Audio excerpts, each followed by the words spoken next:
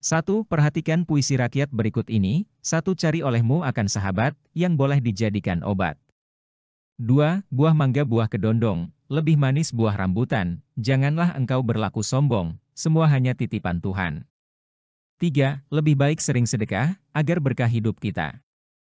4. Di sekolah kamu mendapat ilmu, pancangkan tekad dan niatmu, belajarlah dengan semangat selalu, agar bahagia masa depanmu. Puisi rakyat yang termasuk gurindam ditandai dengan nomor A1, B2, C3, D4.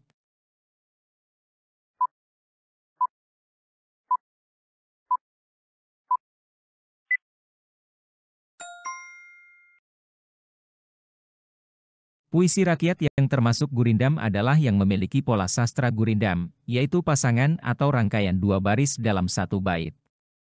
Dari 4 puisi yang diberikan, hanya nomor 3 yang sesuai dengan pola gurindam, karena memiliki 2 baris dalam satu bait. Seperti berikut, lebih baik sering sedekah, agar berkah hidup kita. Jadi, jawabannya adalah C3. 2. Di bawah ini pernyataan yang benar adalah.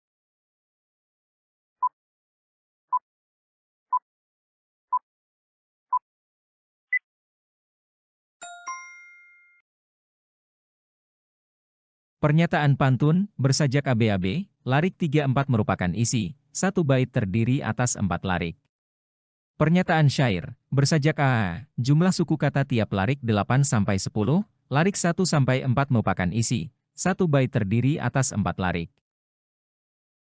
Cermati pantun berikut untuk menjawab soal nomor 3 dan 4, semut-semut baris berjajar, bergotong royong membawa makan, selagi kecil giat belajar, sebagai bekal di masa depan. 3. Isi pantun di atas terdapat pada larik A1 dan 2, B2 dan 3, C3 dan 4, D1 dan 3.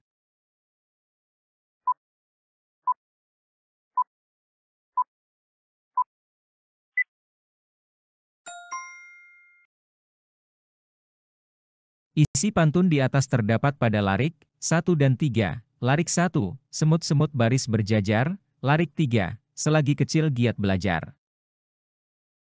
4. Kata berima pada pantun di atas adalah A. Berjajar, makan, belajar, depan, B. Berjajar, belajar, makan, depan, C. Berjajar, depan, makan, belajar, D. Makan, belajar, berjajar, depan.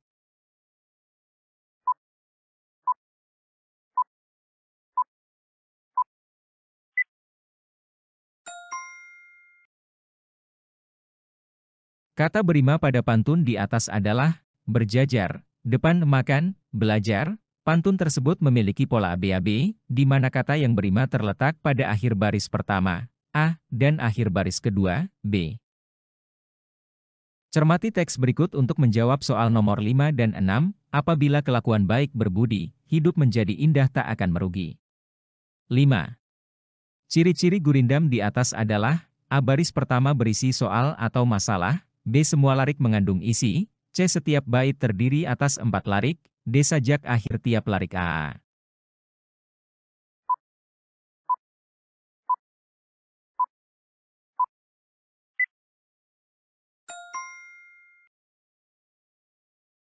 Pernyataan yang benar adalah, bersajak AA. Pantun bersajak AA, yang berarti bahwa setiap larik memiliki rimba, akhiran suku kata, yang sama dalam satu bait. Apabila kelakuan baik berbudi, hidup menjadi indah tak akan merugi. 6. Struktur makna antar larik gurindam tersebut adalah, A. Kedua larik tidak memiliki hubungan makna, B. Larik 1 merupakan pengantar menuju larik 2, C. Kedua larik memiliki hubungan pertentangan, D. Larik 1 merupakan syarat menuju larik 2.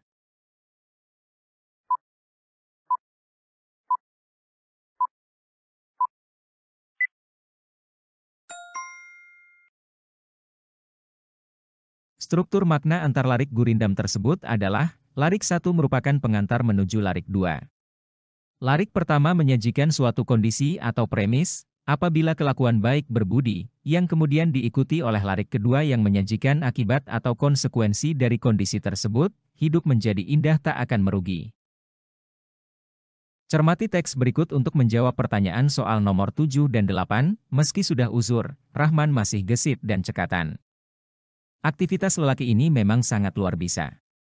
Begitu bangun pagi, ia sudah memikul cangkul menuju sawahnya, ia harus mengayunkan cangkulnya untuk membongkar tanah yang mengeras. 7. Kalimat yang berisi kata penghubung tujuan ditandai nomor A1, B2, C3, D4.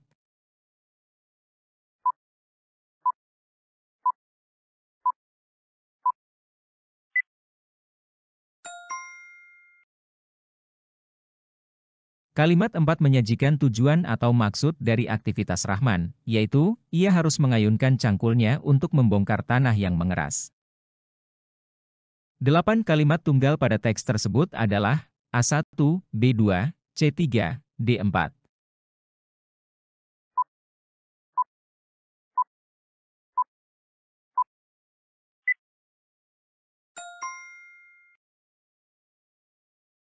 Kalimat 3 adalah kalimat yang mandiri dan lengkap dengan ide pokoknya, yaitu aktivitas Rahman ketika bangun pagi dan memikul cangkul menuju sawahnya. 9. Perhatikan kalimat tunggal berikut ini, A. Masa depan akan bahagia, B. Pemuda tidak berputus asa. Penggabungan dua kalimat tunggal tersebut menjadi kalimat majemuk hubungan syarat yang tepat adalah, A. Karena pemuda tidak berputus asa, masa depan akan bahagia, B. Masa depan akan bahagia sebab pemuda tidak berputus asa, C. Untuk masa depan yang bahagia, pemuda tidak putus asa, D. Jika pemuda tidak putus asa, masa depan akan bahagia.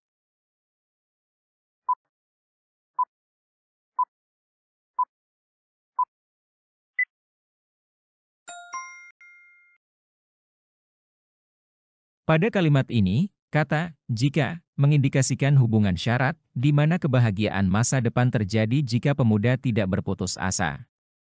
Kalimat ini menunjukkan ketergantungan antara keduanya dalam konteks sebab dan akibat atau syarat dan hasil.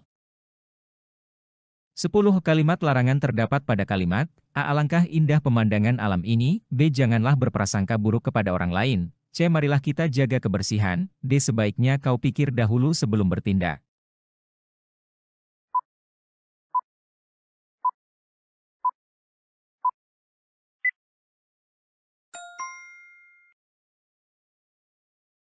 Kalimat, janganlah berprasangka buruk kepada orang lain, termasuk kalimat larangan karena terdapat kata, janganlah, yang mengindikasikan larangan atau himbauan untuk tidak melakukan sesuatu. Dalam konteks ini, kalimat tersebut mengajak seseorang untuk tidak membentuk prasangka buruk terhadap orang lain.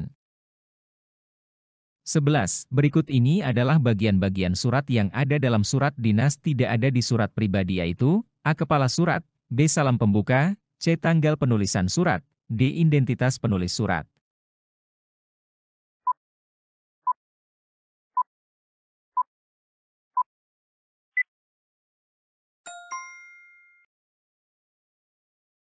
Bagian surat yang tidak ada di surat pribadi tetapi ada dalam surat dinas adalah Kepala surat. Kepala surat biasanya mencakup informasi tentang instansi atau organisasi pengirim, seperti nama lembaga, alamat, dan logo. Surat pribadi tidak selalu memerlukan kepala surat yang resmi seperti halnya surat dinas. 12. Perhatikan kutipan surat berikut. Penulisan tanggal surat yang tepat untuk mengisi bagian rumpang 1 pada surat tersebut adalah A. 13 Juni 2020, B. Anjatan titik 13 Juni 2020, C. 13 strip Juni strip 2020, D. Anjatan, 13 Juni 2020.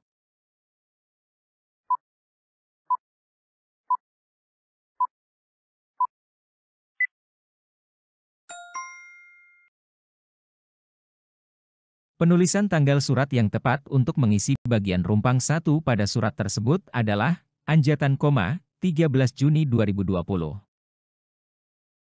13. Perhatikan kutipan surat berikut. Perbaikan yang tepat alamat surat di atas adalah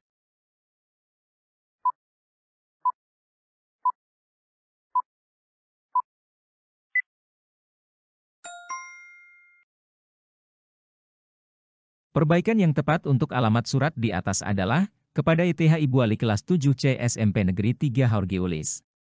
Pilihan A memperbaiki format alamat surat dengan menempatkan YTH sebelum Ibu Wali Kelas 7C dan menambahkan titik di antara YTH dan Ibu untuk memperjelas tata bahasa yang benar. 14. Perhatikan kutipan surat berikut.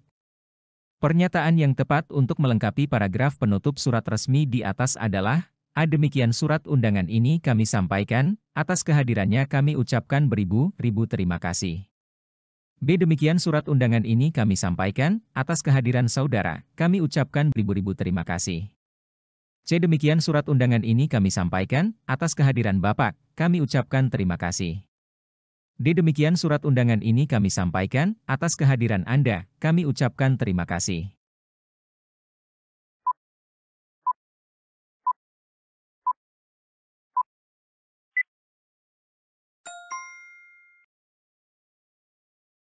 Pernyataan yang tepat untuk melengkapi paragraf penutup surat resmi di atas adalah, demikian surat undangan ini kami sampaikan, atas kehadiran Bapak, kami ucapkan terima kasih.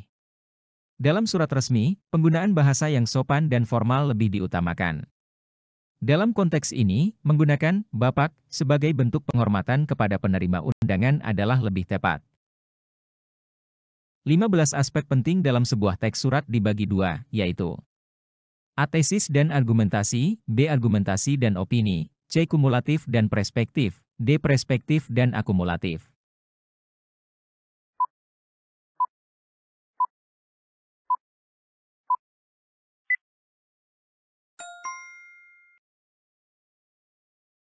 Aspek penting dalam sebuah teks surat, yaitu tesis, pernyataan umum, dan argumentasi. 16. Bacalah kutipan surat berikut. Kesalahan penggunaan ejaan pada surat di atas terdapat dalam kalimat. A. Kamu akan mengikuti tes potensi-potensi Lusana Jaya. B. Saya sudah bicara dengan orang tua di rumah, C. Sedang sibuk mencari kamar indekos. D. Kalau sempat, singgahlah terlebih dahulu ke rumahku.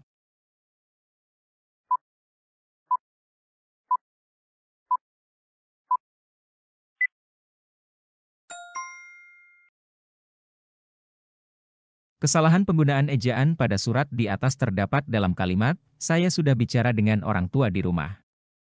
Penggunaan ejaan yang benar adalah di rumah, dengan spasi, bukan di rumah. Sehingga kalimat yang benar adalah, saya sudah bicara dengan orang tua di rumah.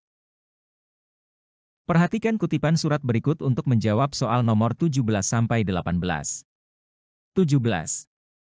Kalimat yang tepat untuk melengkapi bagian rumpang surat pribadi tersebut adalah A. Budi, kamu pasti sudah lulus, bukan?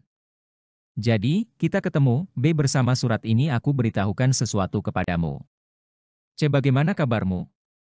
Semoga baik-baik saja seperti keadaanku. D. Untuk temanku Rainaldi.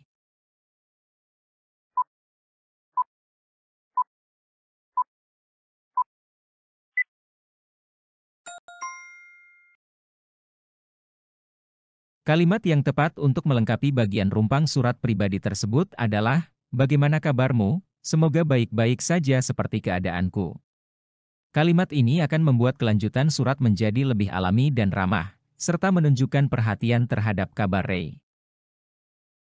18. Informasi yang tertuang dalam kutipan surat tersebut adalah A. Ray membantu neneknya panen jagung. B. Ray rindu sekali nenek yang tidak bisa dijumpainya. C. Budi mengabarkan kalau nenek Ray merindukan Ray. D. Bud memberitahu Ray kalau panen jagung sudah selesai.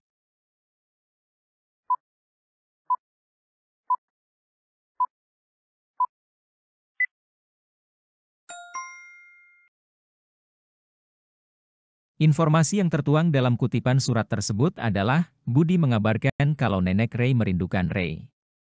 Dalam surat tersebut, Budi memberitahu Ray bahwa ia membantu nenek Ray panen jagung, dan nenek Ray merindukan Ray karena tidak bisa bertemu akibat pandemi virus corona. Perhatikan kutipan surat berikut untuk menjawab soal nomor 19 dan 20. 19. Bagian surat yang ditujukan dengan nomor 1 adalah A. Pembuka surat, B. Tanggal surat, C. Nomor surat, D. Tempat surat.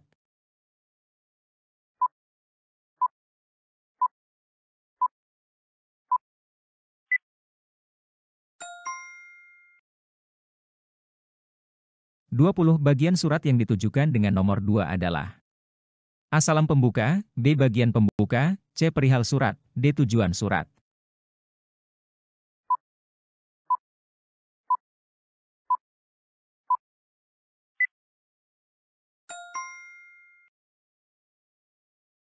Bagian surat yang ditujukan dengan nomor 2 pada kutipan surat adalah perihal surat. Nomor 2 merupakan bagian perihal surat yang memberikan informasi singkat tentang isi atau tujuan surat. 21. Pernyataan berikut yang merupakan ciri teks cerita fabel adalah A. Bersifat menggambarkan watak tokoh. B. Tokoh dalam cerita merupakan binatang. C. Menggunakan contoh, fakta, gambar peta, dan angka. D. Penggambaran tersebut dilakukan sejelas-jelasnya dengan melibatkan kesan indera.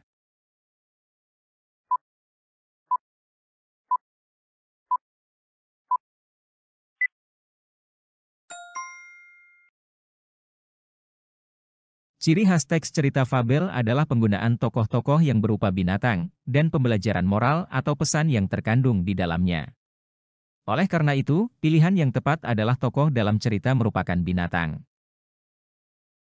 Bacalah dengan saksama kutipan teks fabel berikut. 22. Teks cerita fabel tersebut memiliki latar tempat di A. Di tengah hutan, B. Di sungai yang jernih, C. Di jalan hutan dan di kolam air, D. Siang hari yang panas.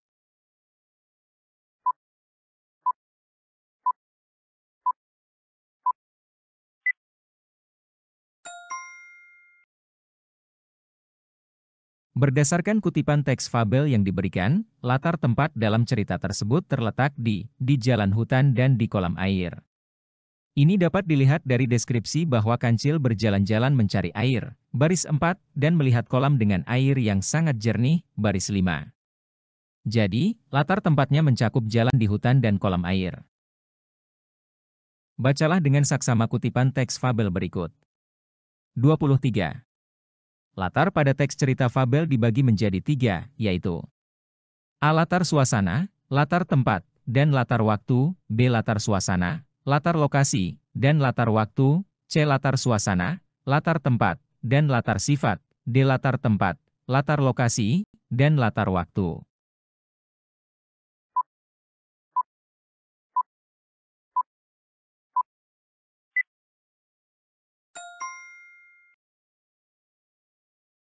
Berdasarkan kutipan teks fabel yang diberikan, kita dapat mengidentifikasi bahwa latar pada teks cerita fabel dibagi menjadi latar suasana, latar lokasi, dan latar waktu.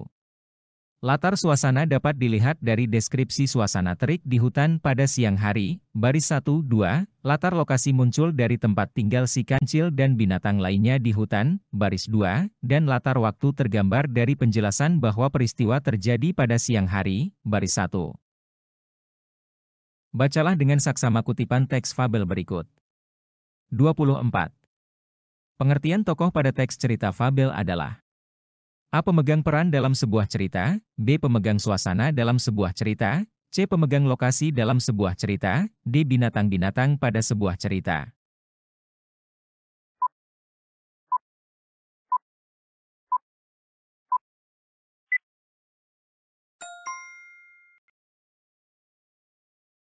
Pada konteks teks fabel yang diberikan, pengertian tokoh adalah binatang-binatang pada sebuah cerita. Dalam fabel, tokoh-tokoh utama biasanya adalah binatang-binatang yang memiliki sifat dan karakteristik manusia, dan mereka berperan dalam membawa pesan moral atau ajaran tertentu melalui cerita. Bacalah dengan saksama kutipan teks fabel berikut.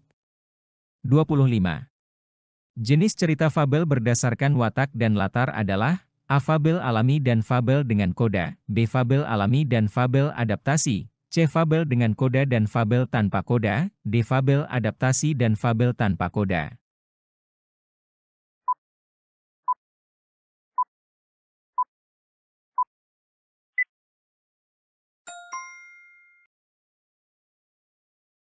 Berdasarkan kutipan teks fabel yang diberikan, kita dapat menyimpulkan bahwa fabel ini termasuk dalam kategori fabel alami.